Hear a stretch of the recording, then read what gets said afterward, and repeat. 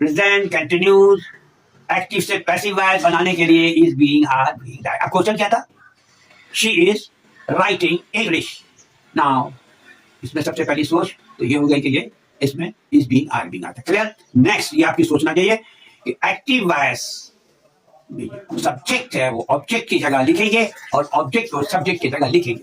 ٹھیک ہے، میں ترکیب بتا رہا ہوں، میں صرف آنسر نہیں بتا رہا ہوں تاکہ آپ کو سمجھ میں آ جائے. امتحان میں کوئی بھی سوال آ سکتا ہے، آپ کو سمجھ آنا چاہیے کہ کس پروسیس سے، کس سوچ کے ذریعے یہ چینج ہوگا.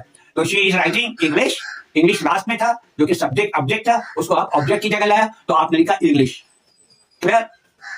انگلش. اب آپ کو میں نے بتایا ہیلپنگ ورب از بینگ آر بینگ آئے گا پریزنٹ کنٹینیوس میں. تو انگلش از بینگ اور ورب کی فارم لکھی جاتی ہے. English is being written, right route return. English is being written, پھر کنجنکشن بائی کا استعمال کریں تو English is being written by اور شی کا ہر. English is being written by her.